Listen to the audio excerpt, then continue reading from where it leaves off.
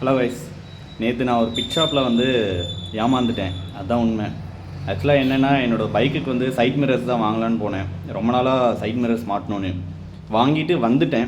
Amount வந்து 550 rupees கொடுத்தேன். வாங்கிட்டு நேராக வந்து அங்கேயே மாட்டி கொடுக்க மாட்டேன், நீங்கள் வந்து மெக்கானிக்கிட்ட தான் மாட்டணும். ஸோ நான் வந்து எனக்கு தெரிஞ்ச மெக்கானிக்கிட்ட போய் பைக்கில் அதெல்லாம் கலட்டி மாட்டினேன். மாட்டும்போது ரைட் சைடில் மட்டும் மாட்ட முடியாதுன்னு சொல்லிட்டாரு. சரி, போய் ரீப்ளேஸ்மெண்ட் வேறு மிரர் வாங்கிக்கலாம் போயின்னா அங்கே வந்து ரீப்ளேஸ்மெண்ட்டும் கிடையாது, ரீஃபண்டும் கிடையாதுன்ட்டாங்க. ஏன்னு கேட்டால் இங்கே போர்டு வச்சுருக்கோம். எங்கேனான்னு கேட்டால் சின்னதாக ஒரு போர்டு வச்சுருக்காரு, ரொம்ப சின்னதாக. அந்த ஸ்கேனர் கிட்ட சின்னதாக வச்சுருக்காங்க. ஆனால் மேக்ஸிமம் பீப்புள் வந்து அதை பார்க்க மாட்டாங்க, ஸ்கேன் பண்ணிட்டு போயிடுவாங்க. அவரும் வந்து எனக்கு கிளியராக சொல்லலை, ரீஃபண்ட் பண்ண மாட்டோம், அண்ட் வந்து ரீப்ளேஸ்மெண்ட்டும் கிடையாது. நான் அப்புறம் பேசி வந்து ரீப்ளேஸ்மெண்ட் கேட்டேன். ரீப்ளேஸ்மெண்ட் பண்ண முடியாது, நீங்கள் அந்த காஸ்ட்டுக்கு வந்து வேறு எதனா பொருள் வாங்கிக்கோங்கன்னு. நீங்களும் மறக்காமல் ஒரு பிக் ஷாப் போகிறீங்கன்னா மறக்காமல் ரீப்ளேஸ்மெண்ட் அண்ட் வந்து ரீஃபண்ட் கொடுப்பீங்களா அண்ட் கேட்டுக்கோங்க. ஏன்னா அங்கேயே மாட்டுற மாதிரி இருந்தால் பிரச்சனை இல்லை. உங்களுக்கு வந்து அங்கேயே சப்போஸ் மாட்ட முடியலன்னா ஏதாச்சும் ஒன்று பண்ணி கொடுக்கலாம்.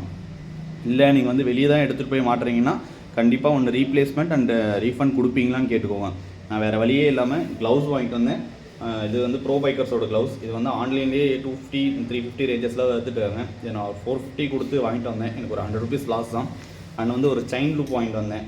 இதுவும் ஏதோ லோக்கல் பிராண்ட் மாதிரி தான் இருக்குது எனக்கு. ஸோ ஒன் டே எனக்கு வேஸ்டட். ஸோ பார்த்து வாங்குங்க. பை.